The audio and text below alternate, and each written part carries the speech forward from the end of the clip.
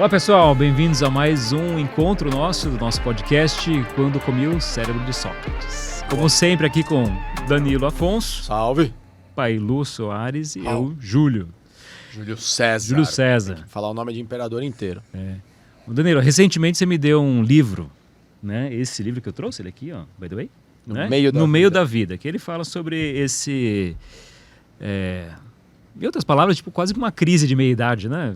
É mais conhecido como uma crise de meia-idade, mas é justamente esse momento de transição, né, que boa parte das pessoas passam aí no meio da vida. O que você quis dizer com isso, cara? Você achou que eu estava em crise? Ou era alguma crise sua que você estava passando, que você quis compartilhar? Que eu quis compartilhar, que eu vi todo mundo passando. Não, na verdade acho que foi uma boa troca, né, de livros. Você tinha dado o Evangelho Maltrapilho, né, de presente, tanto para mim quanto para o Pailu, que virou até episódio. E aí eu, na verdade, conheci esse livro por indicação, também de uma colega, consultora. Só para reforçar, No Meio da Vida, de Morenstein. É um livro que tem uma base junguiana, isso quer dizer, portanto, que ele é baseado em alguns estudos de Carl Gustav Jung, um importante psiquiatra e psicanalista.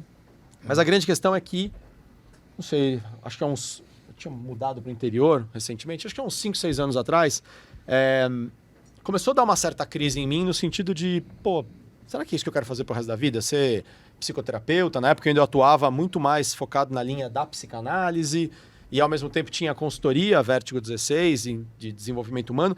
E eu lembro que aconteceram duas coisas naquele período. 3, vai. Primeiro a gente mudou pro interior e aí uma outra vida e foi escolhido, né? Isso, a gente comprou o terreno, construiu a casa, tal, pensando em sair de São Paulo, capital, onde nós morávamos antes, para vir pro interior, aqui próximo da região de Campinas. E depois aconteceram duas coisas corporativas. Uma, eu fiz um trabalho para um escritório de advocacia e foi um trabalho, na minha opinião, muito bom. Eu me dedico bastante, não quer dizer que eu acerte sempre. Mas, cara, tinha uma coisa que uma das sócias me pedia para fazer e que eu não estava muito afim de fazer, que era dar uma fritada numa outra pessoa e eu não concordei, nem disse que sim, nem que não, fingi que não entendi e tal. E aí, no final do trabalho, como eu não fiz o que ela queria que eu fizesse por ela, eu tomei uma fritada dela, não gostei muito, mas ela foi numa coisa assim, dura ali, não, porque isso que você fez, você desqualificou o nosso escritório, e eu, tem alguma coisa aqui, tem um ruído nas entrelinhas aqui, beleza, mas aquilo me deixou meio puto. E depois, dali eu fui fazer um trabalho no interior, numa outra empresa, bem longe da onde eu estava, né, no interiorzão de São Paulo, e lá a gente fez o trabalho, 4 dias, foi super interessante. Cara, eu voltei para casa de sexta para sábado. Na madrugada de sexta para sábado, pegou fogo um dos depósitos nessa empresa, era uma indústria, e era onde ficava o estoque de matéria-prima e tal. Então eles tiveram alguns problemas, a princípio quiseram renegociar uma série de contratos, né, de matéria-prima e tal, também de serviços, que era o meu caso, mas depois optaram por cancelar o programa. E tudo isso junto me deixou meio puto. Poxa, eu venho para o interior para ter uma vida melhor, mas aí eu faço um trabalho e a pessoa não me pagou. Foi o único trabalho. Olha, a Vértigo tem mais de 110 clientes diferentes, 110 CNPJs, que a gente já emitiu nota fazendo algum tipo de trabalho, seja uma palestra ou seja um programa enorme de coaching, de liderança. Foi a única vez em toda a história que algum cliente não nos pagou. Mas enfim. Então eu fiquei meio puto com isso, depois com o cancelamento, e aí bateu uma crise. Tipo, será que é isso que eu quero pra vida? Será que eu não quero? Mas eu não sabia o que fazer com aquilo, porque eu demorei para entender, e também vinha um pouco na onda desse negócio. E aí fui conversar com alguns colegas. Alguns episódios atrás a gente falou sobre a questão, acho que de enfrentamento da realidade, e como era importante pedir opinião para os outros, né? Você pedir para te darem parâmetros, e foi o que eu fiz. Eu pedi para alguns colegas, homens e mulheres, também da área de desenvolvimento humano, consultores, cara, tô me sentindo assim, tá esquisito, tô meio desanimado. Cara, e aí eu ouvi de uma pessoa, a Graziella, que eu agradeço muito, também tem uma consultoria chamada Poena, muito bacana.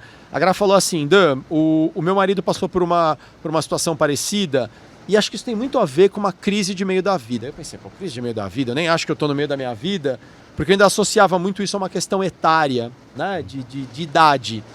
E ela foi mostrando, não, tem uma questão quase psíquica, de você sentir que você está num momento de transição. Bom, conversa com fulano de tal, que é a Daniela, que é uma colega nossa. A Dani estudou esse tema outro dia, e a Dani me deu umas dicas e me recomendou esse livro. E, cara, engraçado, eu comprei o livro e não li na época. Porque aí foram chegando novos projetos, e bola pra frente, né? Vocês me conhecem, eu não tenho muito perfil de ficar me lamuriando, tá, então vamos trabalhar. Cara, até que Teve um momento ali, alguns anos depois, no meio da pandemia. De novo, aquela coisa meio esquisita. Acho que eu vou ler aquele livro. E, cara, quando eu li, eu me identifiquei. Porque ele fala muito de um momento quase que energético e psíquico, que ele chama de crise de meio da vida, né? No próprio livro chama No Meio da Vida, e que Jung também identificava isso, aonde você já não aguenta mais fazer as coisas só para agradar os outros. Você já começa a se incomodar de querer ser aprovado o tempo inteiro e do custo, porque tem um custo gigantesco buscar a aprovação dos outros o tempo inteiro.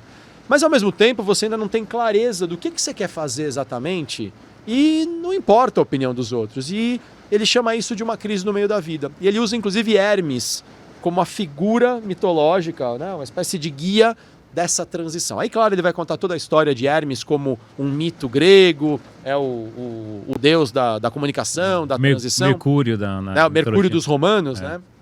É chamado de Mercúrio, né? Pela mitologia romana e tal. E aí ele fala que é isso, é uma transição, é um momento onde você já não se entende direito, né? Vou até pegar algumas palavras aqui que ele fala lá, né? É como se primeiro você sentisse uma degradação de afetos, você já não consegue mais gostar plenamente de tudo que você gostava antes, até porque você sabe que algumas coisas que você gostava era para agradar algumas figuras, pai, mãe, tio, irmão, chefe, amigo, namorada, namorado, por aí vai.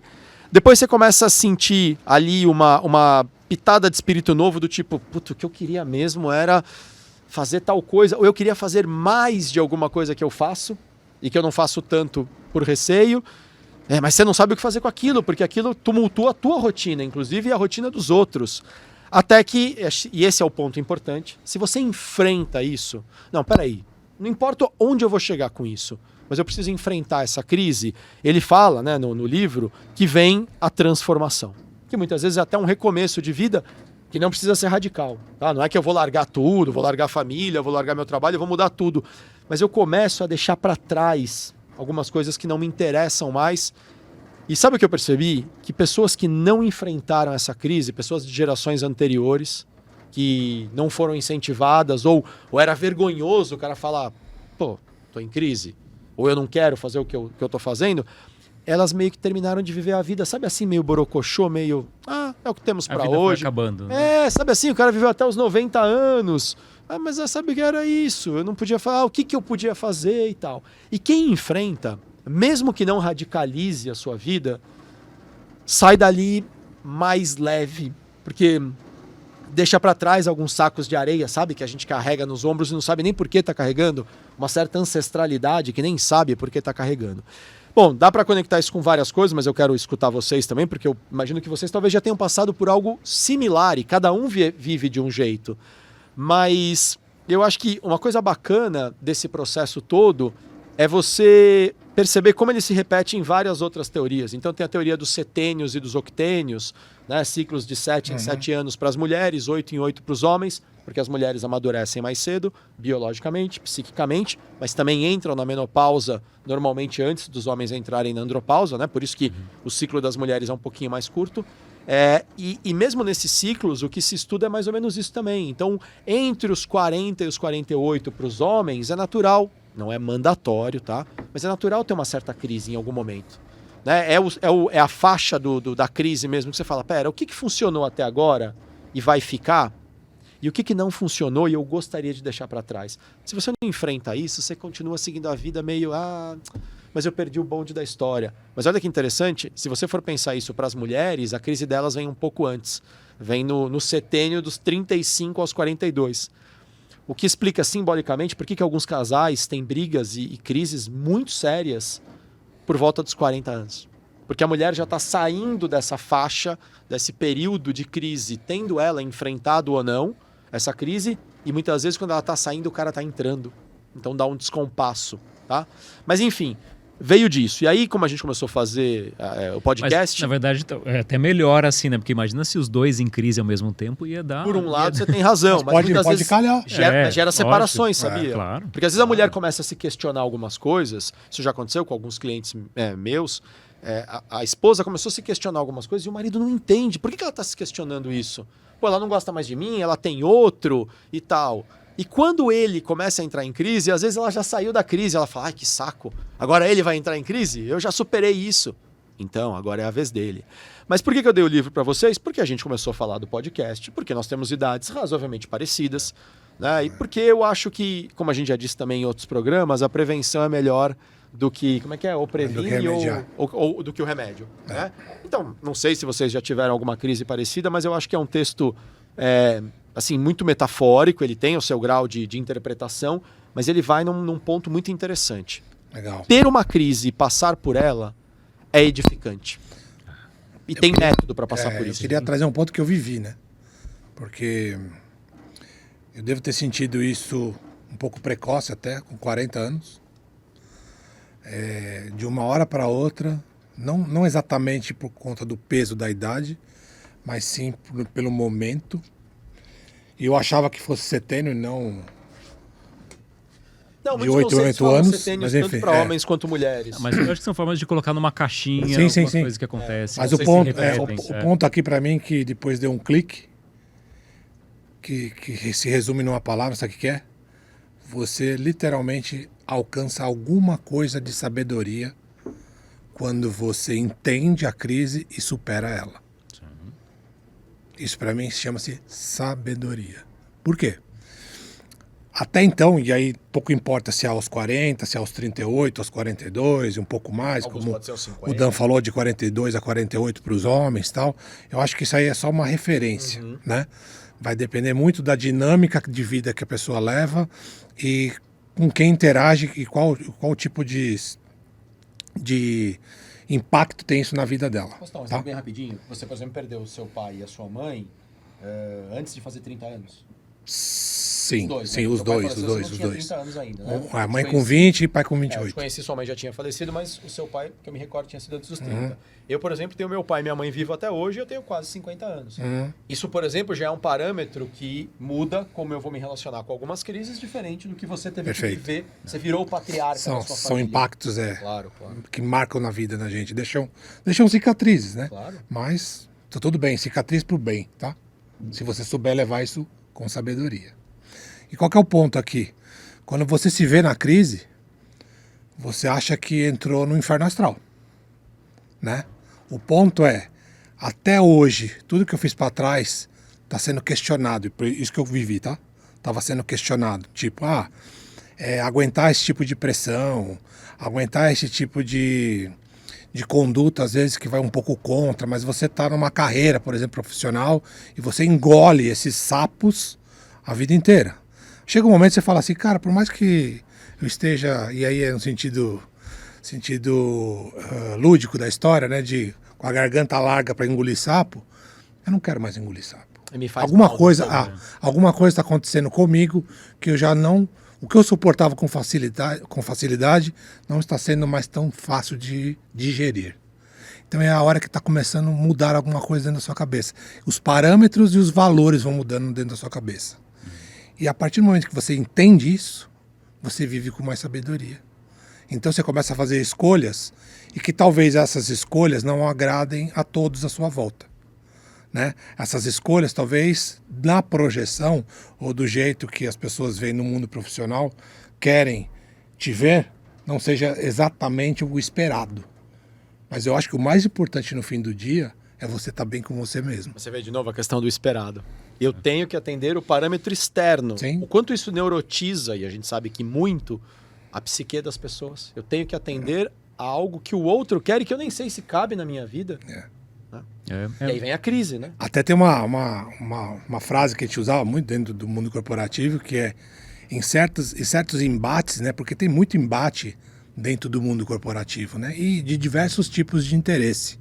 Pode ser só o interesse de uma meta, o interesse de um projeto, interesse de mais poder com pessoas, liderança de pessoas, headcount, essas coisas. Enfim, o que você percebe em algum momento é que assim, entre estar certo ou ter certeza, eu prefiro ser feliz. Sabe?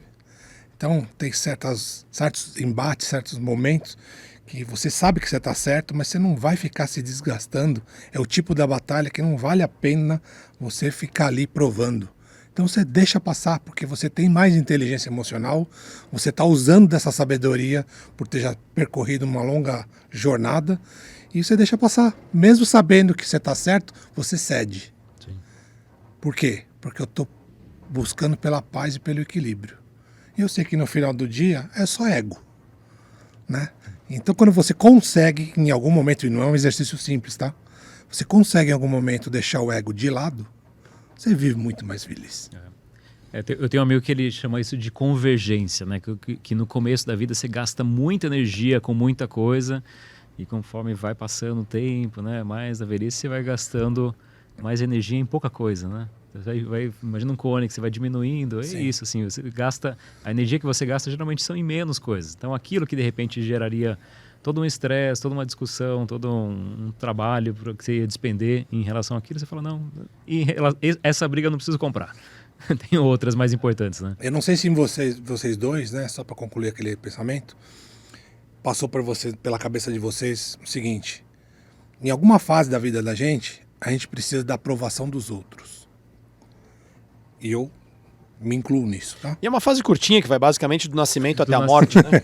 Não, mas olha que legal quando você rompe essa barreira de entender que alguma coisa está modificando de dentro para fora, não é de fora para dentro. E é isso que ele chama de crise. Alguma coisa tá estranha, eu não caibo mais nesse personagem. E aí olha só que parece como se fosse um botão, tá? Que aperta. Porque aí eu começo a me importar menos com o que os outros vão pensar e começo a me importar mais com o meu bem-estar, com aquilo que eu acredito, com aquilo que vai me fazer bem. Mesmo sabendo que às vezes não é democrático a decisão que eu estou tomando, ou não vai ter a melhor aceitação.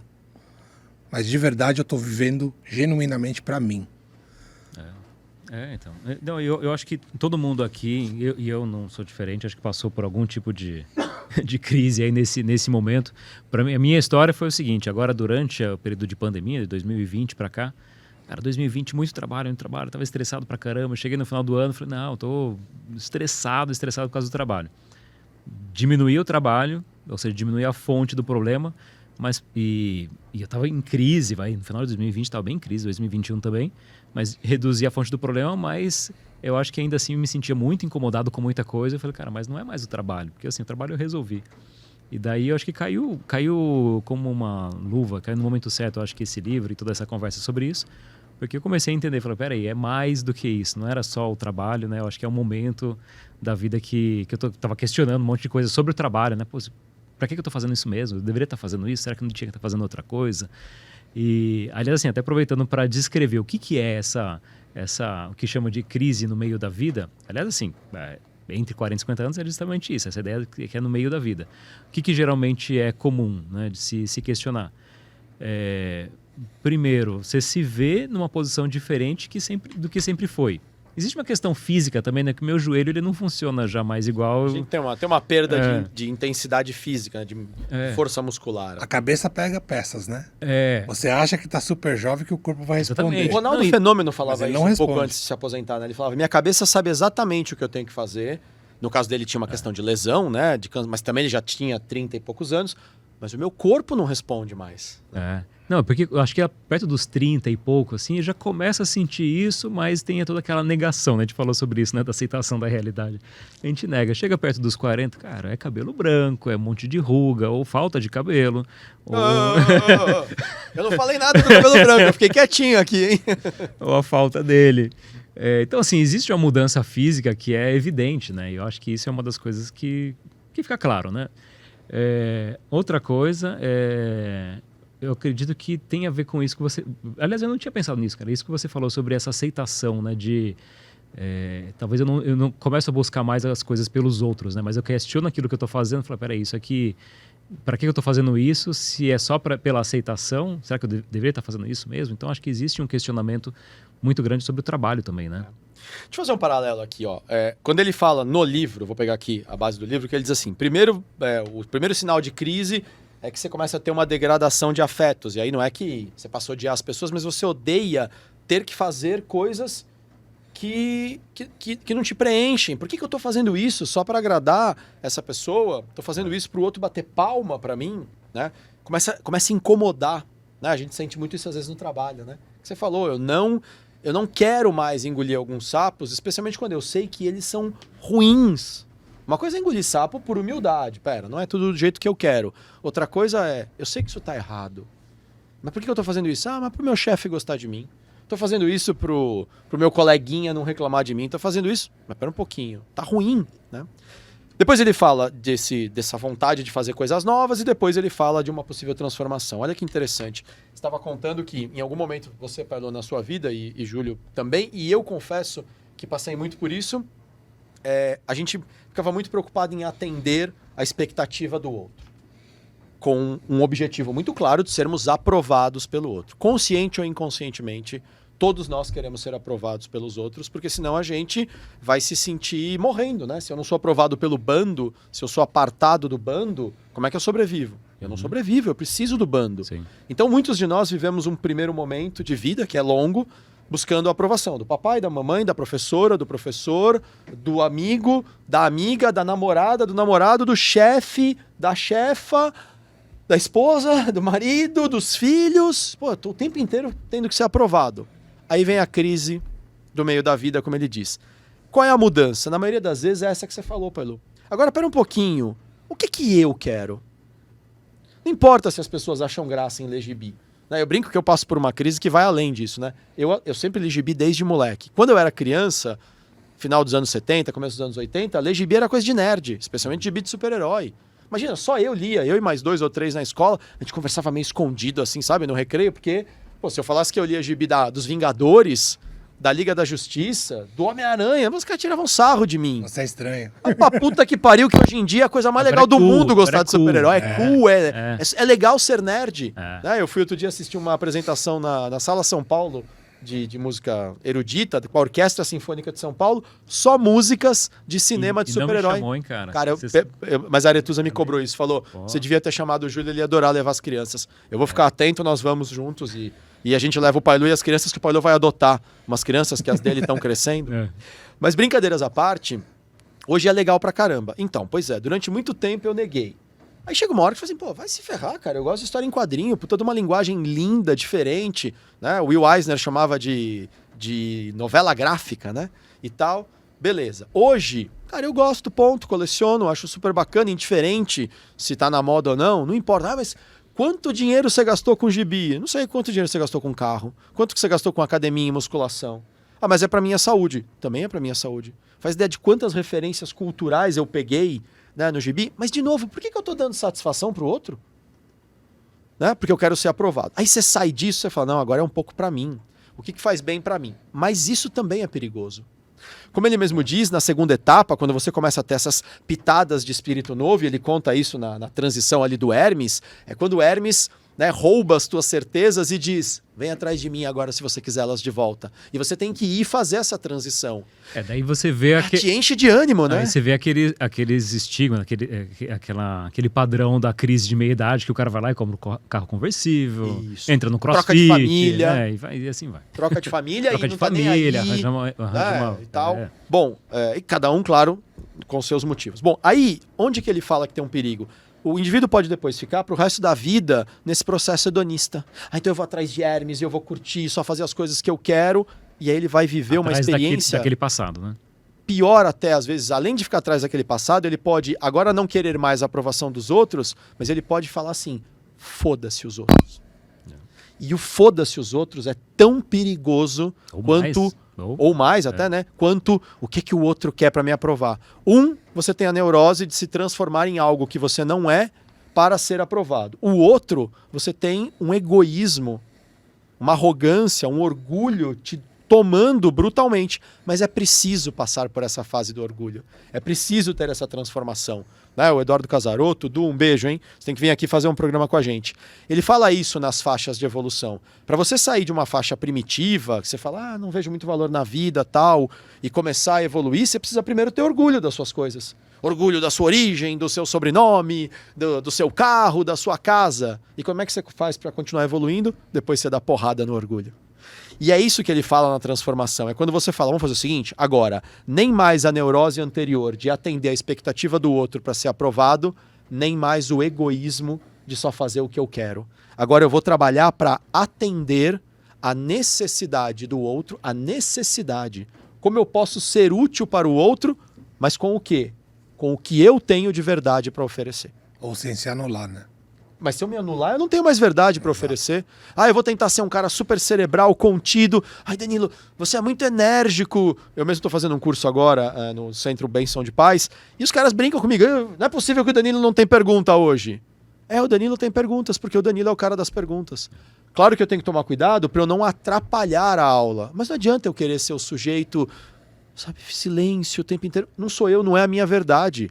Mas com a minha energia domada, aceita e não mais buscando ganhar a aprovação do outro, e sim me perguntar como é que eu sou útil para o outro com isso, ou eu ajudo um monte de gente que às vezes está desanimada, e eu chego, 7 horas da manhã eu vou atender, eu faço tudo online, né? A pessoa entra ali no Zoom, né, que é o que eu uso, e eu já começo, bom dia, fulano e tal. Ele, cara, como é que se arruma ânimo a essa hora? Eu falo, bicho, nós precisamos fazer as coisas acontecerem, vamos lá. Às vezes eu também tô cansado. Mas eu tenho esse ânimo para entregar, eu vou buscar ele, vou oferecer. E a pessoa fala, nossa, eu tava tão desanimado, mas até me contagia. Tá bom, ótimo, vamos lá. Mas isso é a minha verdade. Agora, eu vou contagiar a pessoa sendo super tranquilo. Eu não tenho essa verdade para dar. Mas eu preciso controlar.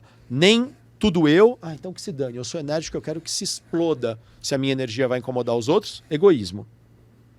Então como é que os outros querem que eu seja? Neurose. Primeira fase, segunda fase, crise. Vai para crise, se descobre, solta a casca do que não serve, se apropria do que é a tua verdade, vem a transformação. Agora eu serei a minha verdade em benefício ao outro. Porque se não tem benefício para o outro, fudeu. Fica parado no egoísmo. Posso fazer uma provocação aqui então? Várias. Bom, o primeiro ponto é de ser muito jovem, tá na fase de esponja para absorver tudo, tá na fase de aceitação e pertencimento, né? Então eu preciso estar inserido em alguma tribo, eu preciso estar bem na foto, né? Então você vai engolindo os sapos e vai evoluindo assim, né? E aí chega o momento da tal da crise e você se questiona de tudo que você vem fazendo até o momento e começa a colocar um F maiúsculo nas coisas, para não dizer palavrão, tá?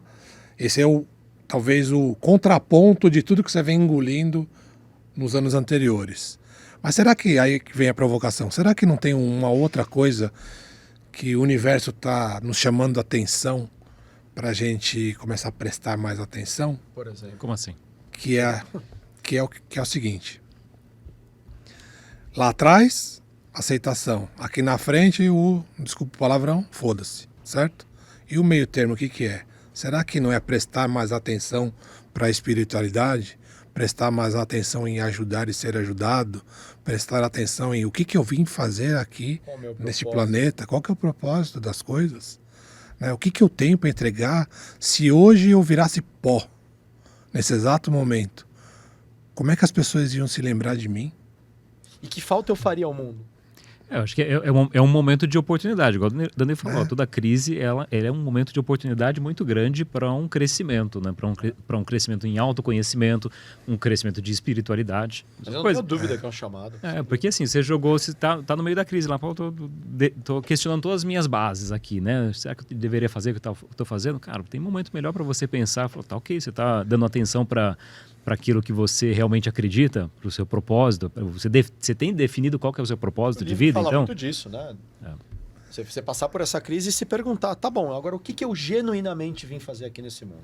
Então, que ferramentas eu recebi que eu não posso mais ignorar, que elas precisam ser postas para trabalhar? E aí a gente falou, acho que nos episódios anteriores, da coisa de compartilhar conhecimento, não foi? Né? Mas olha que como o mundo se desenha de uma forma perfeita e talvez a gente, com a falta de sabedoria, não tenha a devida compreensão, né? À medida que a gente avança na idade, a gente perde força física, perde vitalidade, perde virilidade, né? Verdade. Mas na outra mão entra um pouco mais de sabedoria, escolher as batalhas, né? Aonde eu entro, aonde eu não devo entrar e coisa e tal, né? Mas só para concluir, o que acontece? Quando você entende isso, você, não estava dizendo, é meio da vida, né? certo? Que não quer dizer que seja o meio cronológico. Perfeito, mas vamos supor que fosse, quero tá? virar uma chave, né? Então, mas 50% da minha vida terrena eu absorvi. E os outros 50% eu devia compartilhar, certo? Com sabedoria. Com sabedoria, óbvio. Que é o uso do conhecimento. E aí o que acontece? Não é necessariamente a parte vital, de virilidade, de energia, do corpo e coisa e tal, é daqui. Né? E aí você passa adiante. Olha como o mundo é lindo nesse sentido. Se você entender que o mundo funciona dessa forma, à medida que você avança na idade, você vai perdendo mobilidade, mas você vai transferindo sabedoria. E o transferir sabedoria ajuda o próximo a poder passar isso adiante. Sim. Cai exatamente naquilo que a gente estava conversando em outro episódio. Passe adiante. Mas eu acho que um grande primeiro passo é justamente a aceitação disso, né? A aceitação dessa mudança. Que foi o que a gente falou também de aceitação de realidade, porque eu acho que tem uma mudança de percepção da identidade ali, né? Porque com todas essas mudanças, né? O corpo não está respondendo igual, você, assim, já não é mais a realidade que você tinha quando tinha 20 anos de idade. E eu acho que justamente essa mudança de identidade, de percepção da identidade, quem você é agora, né, e o que você vai fazer com isso, eu acho que é justamente essa mudança que cria essa crise. Porque, aliás, assim, eu acho que o que mais mexe com a psique humana é justamente essa percepção de quem você é. Né? Quando você mexe com essa percepção de quem você é, você está mexendo profundamente na psique, né, na formação da pessoa. Então, na hora que chega nesse momento da vida em que você fala, não, eu já não sou mais quem eu era antes e agora quem eu sou. É justamente essa transição que está acontecendo, né? De ser alguém novo. Usando uma analogia ele falou de quadrinho, vou usar de jogo de videogame. Talvez a crise seja tipo o chefão que você tem que ultrapassar. Você está passando por uma fase, você tem o chefão que é difícil, é o cara mais difícil que você tem que ultrapassar. Mas depois dela tem uma outra fase. O perigo, como ele falou, continuando na analogia, é falar, não, eu não vou passar esse chefão aqui, vou continuar jogando vou jogar outro jogo, então. Vou jogar outro jogo, vou continuar nessa fase aqui que tá mais fácil, né? Fica viciado em parar sempre que vier uma crise. Você falou sobre quem é você, né, e questionar a sua identidade. Há várias formas de responder essa pergunta, desde coisas super científicas até coisas mais psíquicas, acadêmicas, tal. Eu gosto de uma coisa muito simples que diz que você é, e você aqui sujeito indefinido, cada um de nós, né? Cada indivíduo é as suas escolhas, ou a soma das suas escolhas. Tá? Porque eu posso ter 1,90 m, não tenho 1,90 m, eu posso ter 1,70 m. Longe disso. E, portanto, ter muita dificuldade para jogar basquete. O longe disso foi maldade, hein? É a segunda que ele me dá hoje, hein? Vai ter volta, hein? Eu posso ter 1,70 m e, portanto, ter muita dificuldade em jogar basquete na altura natural do basquete. Ah, mas você pode virar arremessador. Cara, eu posso, mas se vier um cara de 2 metros de altura em cima de mim... Ele não precisa nem fazer força. Não dá para arremessar, o cara... Bom, mas e aí? E por isso, então, eu não vou jogar basquete? Mas posso jogar basquete brincando, eu posso mandar construir uma quadra com a cesta mais baixinha. Eu posso fazer um monte de coisa, mas no final das contas, eu sou aquilo que eu escolho. Porque eu também posso ter 2 metros de altura e falar assim, não vou jogar basquete. Não quero jogar vôlei. Gosto de jogar xadrez. Eu gosto de jogar xadrez. Gosto de ficar jogando videogame. Eu gosto de ficar pintando. Porque o cara tem 2 metros de altura, não é obrigatório a fazer coisas ligadas, por exemplo, a esportes que privilegiam a altura. Então, no final das contas, nós somos o que nós escolhemos. As nossas escolhas geram alguma coisa. E se eu não escolho, e portanto escolho não escolher, também gero alguma falta de resultado. Isso posto, eu acho que aquela ideia, uma frase, até eu a conheci originalmente em inglês, portanto não sei se é um ditado norte-americano, britânico, que diz que ignorance is bliss. A ignorância é uma bênção. Eu acho que é verdade, porque se você não sabe, por exemplo, que você está causando sofrimento em alguém, você também não fica triste por isso, mas ela é um perigo, porque ela te impede de lutar com o chefão. A ignorância te impede de entrar em crise. Você não sabe o que está acontecendo com você, você não se investiga. Você sente um desconforto e fala, não tenho tempo para isso. Quantas vezes eu ouço isso? Eu não vou fazer terapia, não, eu não tenho tempo para sofrer, eu não tenho tempo para perder. Espera um pouquinho, mas tá ficando mais difícil engolir o sapo. Não, mas eu não tenho tempo para perder, mas o tempo vai passar. E você vai mudar. Tá perdendo tempo. Você tá perdendo tempo. E aí eu acho que entra uma coisa importante, que a gente talvez não tenha feito ainda aqui no episódio. O que é uma crise? O que de alguma forma configura uma crise? né? E eu pego aqui algumas coisas que eu anotei, mas eu acho que crise, no final das contas, é um episódio desgastante. Portanto, a gente tem crise toda hora? Claro, tem crise toda hora. Crise é uma situação de tensão? É uma disputa, às vezes, consigo mesmo. Mas eu acho que essa grande crise que a gente está falando é quando você tem a permanência, e aqui eu já vou chegar na questão das doenças psíquicas, mas a permanência de uma angústia, de um sofrimento, com uma razoável intensidade e que desestrutura a vida psíquica, desestrutura a vida social da pessoa. Que é mais ou menos isso. Eu não quero mais trabalhar com isso. Mas não é que eu não quero trabalhar porque eu não estou gostando desse chefe, eu não estou gostando desse emprego. Isso é transitório. Eu não me entendo mais nesse papel social. Eu não quero mais fazer parte desse grupo de amigos. Às vezes acontece isso. Eu nem sei por que eu frequento a casa desses caras. Eu não compartilho as mesmas ideias que eles. Eu não compartilho os mesmos valores. A gente não tem afinidade. Por que mesmo eu frequento esse grupo? Ah, porque vinha lá da infância. Ah, porque socialmente era interessante. E eu era ignorante quanto a isso. Então, o que é essa crise? É esse momento que você fala, não dá mais. Né? Porque existem diferentes níveis de crise, né? Eu vou colocar aqui o conceito que eu uso. Nível 1 é o nível que todos nós vivemos todos os dias. Eu estou com algum desconforto, alguma coisa não está legal na minha vida, né? Estou com alguma dificuldade com alguém. Então, ok, uma crise natural. Você vai parar a sua vida por causa de uma crise pontual, cotidiana? Não, nem dá. Né? Citei uma música dos Engenheiros do Havaí, alguns episódios atrás, né? Problemas sempre existiram, problemas sempre existirão. Nível 2 é quando você começa a já ter alguma infelicidade na sua vida produtiva, no trabalho, ou você está com alguma infelicidade um pouco mais forte no seu casamento. Mas assim, tem uma área da sua vida que está boa, outra área não está legal. Já é uma crise nível 2. Acho que já é hora de começar a pensar em fazer alguma coisa. Procura uma terapia, procura um coach, procura um grande amigo para conversar. Nível 1, dá para viver. Nível 3, opa, começou a somar incômodos. Meu casamento não tá legal. Se você tiver uma relação, né, um casamento, um namoro e tal, meu trabalho não tá legal, minhas relações sociais não estão legal. Opa, eu já começo a ter dificuldade em me movimentar na vida. Aí já precisa de ajuda mesmo. Nível 4, eu já me sinto deprimido. Cara, eu tô tristão mesmo. Eu não tenho vontade de sair de casa. Tem 3 estágios de chegar na depressão?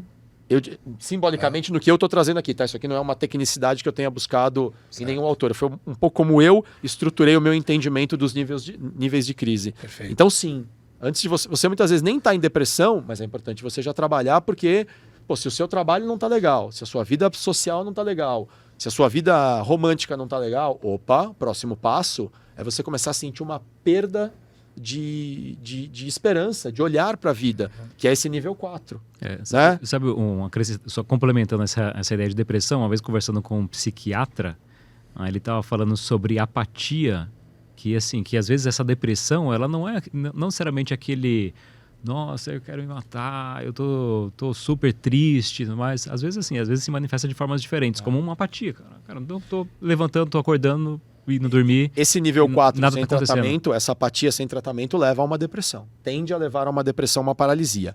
O nível 5, aqui é inegociável. Aqui não tem nem que ficar discutindo. Então vamos ler o livro no meio da vida no nível 5? Não, porque o nível 5 é quando você começa a ter pensamentos suicidas constantes.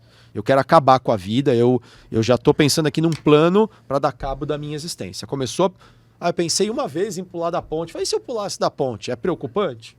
Pensou isso uma vez na vida? Quase todo mundo pensa isso. O problema é quando isso começa a virar uma coisa recorrente, você já está muito triste e começa a fazer planos para dar cabo da vida. Aqui não tem discussão, o ideal seria uma intervenção até medicamentosa, se for preciso e tal. Nós estamos falando, portanto, dessa crise aqui em alguma coisa que está ali entre o 2 e o 4. Começa, às vezes, com incômodo numa área da vida, você vê que aquilo vai aumentando, vai se expandindo para outras áreas e pode levar a um momento de crise fortíssima, quase de paralisia. Eu não quero mais fazer o que eu faço. Né? Ótimo. Crise, oportunidade de você mudar o que não serve mais. Agora, isso vai depender também se o indivíduo encara o problema, sai da ignorância, ou se ele fica maquiando. Já tô velho. Vou trocar de emprego a essa altura da vida? Tô com 40 anos, tô com 50 anos, vou trocar de emprego? Poxa, já tô casado há tantos anos, vou me separar agora? Pera, mas desde quando você sente incômodo nesse casamento? Basicamente desde a lua de mel. Sério, você vai ficar mais 30 anos sofrendo? Porque pode ser que você viva 80, 90, 100 anos. Se não funciona mais, encerra esse ciclo. Mas para isso você tem que ter coragem de enfrentar. Coragem aqui vai ser muito importante, ele fala muito isso no livro, a coragem de dizer, estou em crise e essa crise pede uma mudança. Ele tem uma frase no livro que ele fala assim, ó, antes de fazer um enterro, uma pessoa deve saber quem morreu. Opa, as causas exatas da perda devem ser descobertas antes que as palavras de cura e bênção possam ser proferidas. Como é que eu vou enterrar sem saber quem que eu estou enterrando? Né? Então, exatamente. Assim, você está enterrando uma identidade, está numa crise... Ou uma falsa identidade. Uma falsa identidade, você está se percebendo, tem que entender, não, tá ok, é isso aqui que eu estou deixando para trás. Estou enterrando quem os outros queriam que eu fosse, porque eu não aguento mais. Agora eu vou resgatar quem eu sou. O problema é ficar parado nisso. Eu sou isso... E eu tenho menos pudor que o Pai Lu para falar palavrão, que se foda o que os outros vão pensar. Num primeiro momento, é isso mesmo. O problema é a permanência nesse papel, que se foda o que os outros vão pensar, volto a dizer, fica no egoísmo, né? Fica numa coisa muito destrutiva e aí não constrói nada. Aí eu finalizo aqui a minha parte com a ideia das 3 punções, né? 2 delas muito estudadas por Freud, uma terceira proposta até mais fundamentalmente, talvez não com a palavra punção, mas por um outro importante psiquiatra e psicoterapeuta chamado Viktor Frankl, um austríaco que foi preso em Auschwitz durante... Sentido da vida? Inclusive autor do... Você vê, né? A vida aparecendo aí, né? No meio da vida, o sentido da vida, né? Primeira punção de vida, né? A primeira punção que vem, essa coisa do eu preciso sobreviver, eu preciso me alimentar, eu preciso fazer parte de um grupo, e essa punção de vida nos mobiliza. Talvez seja essa primeira fase que a gente vive querendo agradar os outros, querendo achar o nosso papel no mundo, ganhar o nosso dinheiro, o nosso status para sobreviver. Depois, talvez, na hora que a gente entre em crise, dentro desse conceito aqui do livro, talvez venha um pouco de punção de morte. Pô, mas o que é punção de morte? É o cara querer morrer? Às vezes pode ser um sentimento de que eu quero morrer, mas pode ser um sentimento de que eu quero matar aquilo que não me serve mais. Eu não aguento mais atender as expectativas do outro. Então o outro vem e fala, e aquela sua coleção de carros? Cara, vende tudo.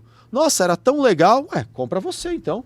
Vai lá você e faz uma coleção de carros. Fácil, né? Desculpa aqui a expressão, é uma expressão que eu não quero que ela seja machista, mas eu vou arriscar aqui porque eu sou um homem, tá? Por isso acho que eu tenho lugar de fala para usar essa expressão. Fácil gozar com o pau dos outros, né?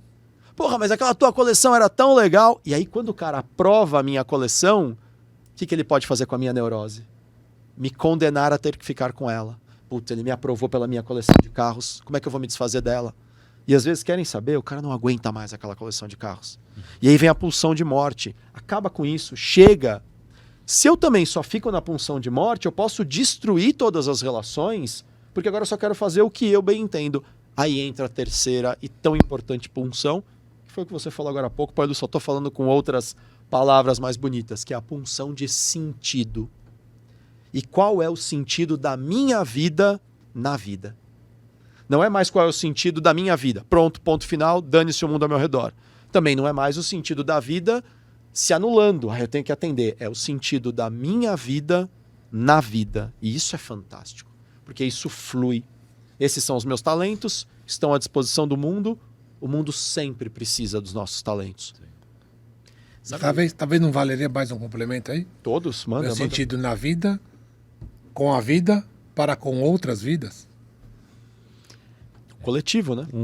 Eu faço parte do coletivo. No fim do dia é isso, né? Esses dias eu estava conversando com um colega e que eu acho que ajudou a dar um sentido, esse sentido desse momento de vida, né? Porque se eu estou passando por algum tipo de crise, eu estou passando agora, nesse momento ainda. Acho que é um período que eu estou bem... Eu estou com 42 anos agora. Então acho que é bem recente toda essa história. Então assim, eu estou justamente nesse momento de dar sentido para tudo, né?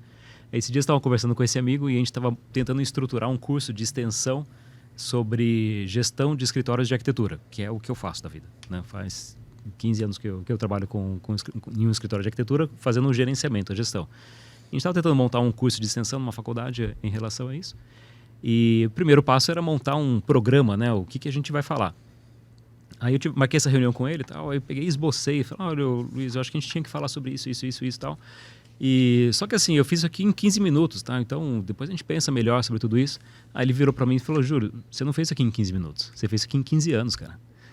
Então, para chegar, né? Para você conseguir fazer isso. Você sintetizou em 15 minutos, mas de um acúmulo de informação de 15 anos. Para você conseguir fazer isso aqui em 15 minutos, você tem que ter passado por 15 anos. Então, assim, uma coisa que dá muito sentido é isso. É realmente, cara, eu trabalho faz 15 anos com um negócio que ele me trouxe algum conhecimento, ele me trouxe alguma experiência, E isso pode ser passado para alguém, isso pode ser compartilhado, isso pode virar frutos para outras pessoas também. Então, eu acho que isso é uma coisa que tem me ajudado a dar sentido nesse momento da vida. Você sabe que quando a gente entra na crise e consegue ultrapassá-la, olhando pela parte espiritual que eu havia mencionado anteriormente, tem uma outra coisa que vincula, que ajuda a evitar o nível 4 e o nível 5 que você mencionou lá. São já mais perigosos. Mais perigosos, que é ter fé, não é? A fé nada mais é que o que você desperta no seu imaginativo, você coloca energia e intenção para transformar em materialização, né? Eu tenho fé numa coisa e vai até que ela acontece. Quando você está na crise número 4 ou 5 que você mencionou, o cara nem fé tem mais. Porque ele não tomar cuidado, ele pega a tal da esperança, a tal da fé que ele teria, ele simplesmente joga de lado e fala, não vou nem mais investir ou gastar meu tempo com isso. E aí fica apático, né? Olha que interessante, você falou, né, que você falou da questão de perder a fé e você falou da desesperança. Há várias formas de ver a depressão. Claro que ela pode ser, inclusive, um fenômeno bioquímico. O indivíduo pode ter tido uma disfunção orgânica e, portanto, parou de produzir serotonina, dopamina e alguns outros neurotransmissores importantes para o sentimento de bem-estar. Mas, na imensa maioria das vezes, o processo depressivo bebe numa mesma fonte e, infelizmente, essa fonte chama-se orgulho. Por que o indivíduo está em depressão? Porque o mundo não atendeu ele. Porque o mundo levou minha filha, levou meu filho, levou minha esposa, meu marido, e eu não me conformo. Eu não me conformo que a vida tomou de mim algo que eu não autorizei. Eu autorizei a vida a fazer alguma coisa? Eu fui mandado embora, um emprego que eu amava, entrei em depressão. Como assim? Eu não queria ser mandado embora. Eu não queria me separar. Eu não queria que meu negócio quebrasse. Então, a depressão, ela bebe nesta fonte perigosíssima chamada orgulho. Eu não me conformo que o mundo não me obedece, né? E aí tem um perigo, porque nessa hora é onde realmente a gente perdeu a fé. Porque a fé, seja ela com um viés religioso ou com um viés apenas filosófico, transcendental, mas a fé é você acreditar em alguma coisa que vai além de você mesmo. Dentre várias definições, tá? Não quero que essa seja a definição suprema, mas uma das formas de se falar de fé é que a fé é você acreditar. Se você só acredita no que está na tua frente, você tem fé que essa caneta existe? Bom, do meu lado acho que não, porque eu estou vendo lá na minha frente. Mas você tem fé que os seus filhos estão bem nesse momento? Você tem fé que as suas filhas... Você está com uma filha na Alemanha. Você tem fé que vai dar tudo certo para ela? Você tem fé? Eu tenho fé, né? Por exemplo, que os meus filhos estão bem agora. Fé é alguma coisa que vai além de você mesmo. É você aceitar que você não controla tudo. Olha que conexão interessante, né? Então eu perco a minha fé ou eu perco ao meu controle. Uma coisa pode levar a outra. A perda da fé pode fazer com que eu ache que eu não dou conta de nada, e de fato eu não dou. Ou eu achar que eu tenho que controlar tudo. Ou quando eu perco o controle de alguma coisa, eu desestabilizo na fé, e aí eu começo a entrar no orgulho, como que as coisas não acontecem do jeito que eu quero. Entra num processo deprimido. Porque o mundo não vai nos obedecer. Não vai. Mas eu posso olhar para o mundo e dizer, tá tudo bem, ele não vai me obedecer, e ainda assim, como eu posso ser útil? Como eu posso ser útil? Talvez seja ótimo a gente descobrir que o mundo não vai nos obedecer e não vai nos aprovar o tempo inteiro. Eu venho aqui com a minha camisa xadrez, esperando que o Júlio diga, pô, que legal sua camisa, vocês dois vêm de camisa polo lisa, pô, que absurdo, ninguém elogiou minha camisa xadrez, aí eu vou entrar em depressão. Não, que ótimo, entra em depressão mesmo, e se livra dessa neurose. Entra em depressão aqui não no sentido de desejar o mal para o outro, mas entra na depressão de buscar entender o que te causa essa neurose de querer ser aprovado o tempo inteiro. Entra nessa crise. Aliás, da minha parte... Abrace a crise, né? Abrace ele fala muito isso no livro, e vários autores falam, para não ficar só no Murray-Stein. O meu tempero aqui no Cérebro de Sócrates, né, que às vezes a gente no final do programa vai propondo aqui alguns temperos. Um dos temperos que eu queria jogar aqui no Cérebro de Sócrates hoje é: deixa a crise fazer o seu papel.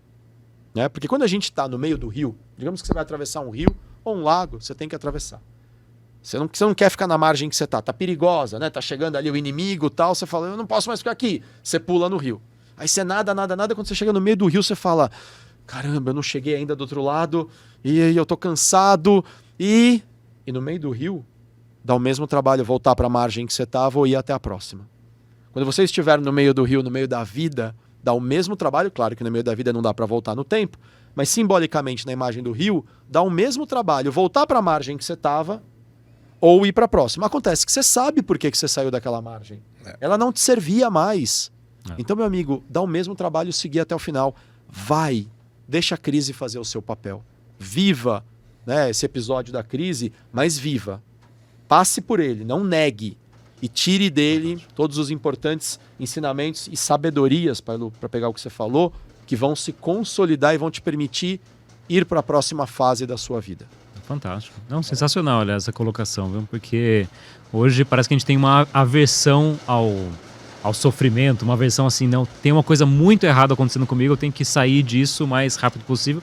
É lógico, ninguém quer sofrer, Claro, quer continuar sofrendo, a provocação não é essa. Mas o sofrimento, ele tem o seu papel. Especialmente quando é uma crise de meio de vida, né? A crise tem o seu papel, tudo isso tem seu papel. E na história de temperar aí o cérebro,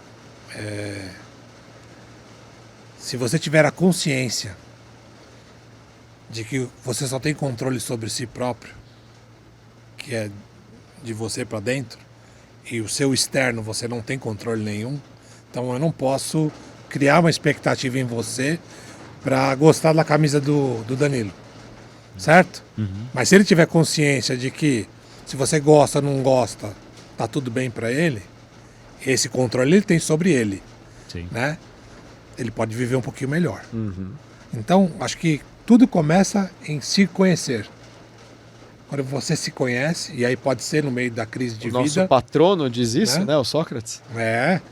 Então, Conhece-te. Conheça a ti mesmo, né? Isso, tudo que sei é que nada sei. Não são frases que estão na mesma fala, mas tudo que sei é que nada sei. Logo, eu me conheço muito pouco. Eu sei muito pouco sobre a verdade do mundo. Mas faz o seguinte, começa conhecendo você mesmo. Então, e quando você domina, pelo menos nem que seja só um pouquinho sobre você mesmo, você consegue lidar melhor com esse externo. Porque o externo não vai se ajustar a você.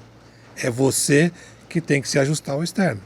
E aí, conhecendo a si próprio, você trabalha isso num equilíbrio melhor. E olha que legal, né? Porque eu não gosto do meu externo, eu não gosto do meu trabalho, eu não gosto da minha família, eu não gosto da minha cidade, do meu país. Dane-se, eu vou mudar. Claro, você pode mudar, você pode abandonar a sua família, você pode abandonar o seu trabalho, você pode abandonar o seu país. Mas para onde você for... Você vai ter que se levar, né? Você vai ter que se levar. E quem você está levando? E tem gente que não faz a menor ideia quem está levando. Mas na hora que você entrar em crise, aproveita. É uma porta fabulosa, sofrida às vezes, mas fabulosa para você descobrir quem é que mora aí dentro de você. Quem é você? Você é as suas escolhas, mas as suas escolhas neuróticas geram neurose. As suas escolhas com sentido geram propósito. E a crise, nesse contexto que a gente está falando de meio da vida, ela é uma super oportunidade para você realmente abrir mão da casca, da armadura que te prende na vida e impede você de fazer o que você veio fazer nessa vida. Seja lá o que for. Fantástico. E sabe que eu acho que esse episódio, essa conversa toda vai ser interessante, porque, queira ou não, os nossos amigos, a gente tem compartilhado muito, a gente está no comecinho do programa, né? Esse é o nosso 15º, 15º... mais ou menos. 16º, eu acho. 16º, sei lá. Está no comecinho do programa, a gente tem compartilhado muito com os nossos amigos. E queira ou não, boa parte dos nossos amigos estão numa idade próxima, estão num momento próximo, então quem sabe isso... Acho que toda essa conversa ajuda também todo mundo a se conhecer melhor, né? E tá muita coisa mudando, né? As pessoas hoje estão casando mais tarde, as gerações mais jovens, estou falando aqui de pessoas de menos de 30 anos, elas estão casando um pouco mais tarde. Então, talvez a geração dos nossos pais casou com 22, 23, 24 anos, já era meio cobrado. E aí, não vai casar? A nossa talvez já foi casar próximo dos 30 20 mais, né? 20 altos. E as novas gerações tem muita gente com 30 e tantos e ainda vendo se é que vai casar. Não sei se eu vou casar, não sei se eu vou ter filhos. Isso faz também com que alguns desses períodos sejam mais empurrados. Sim, né? Em compensação, é uma geração, em alguns aspectos, eu não quero generalizar de maneira perigosa aqui e burra, mas em muitos aspectos é uma geração mais ansiosa, mais acelerada.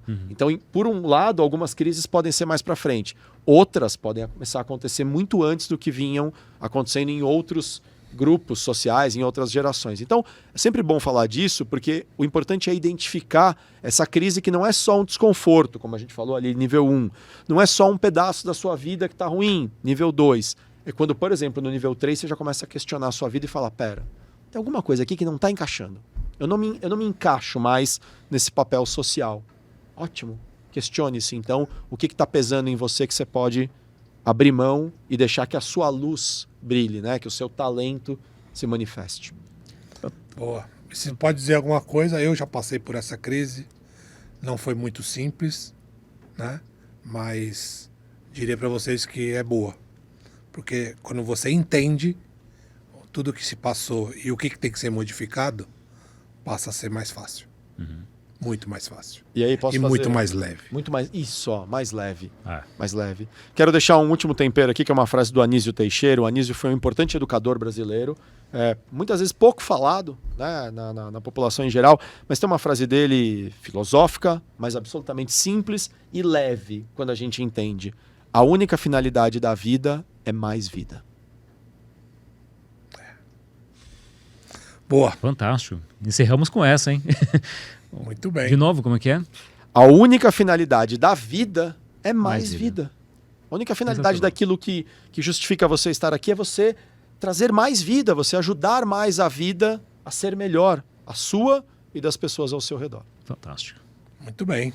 Beleza? Fantástico. Maravilha. Cara, desejo muito vida para todos vocês, para quem está ouvindo, para quem está ouvindo a gente, para todos nós, que a gente tenha mais vida nessa vida.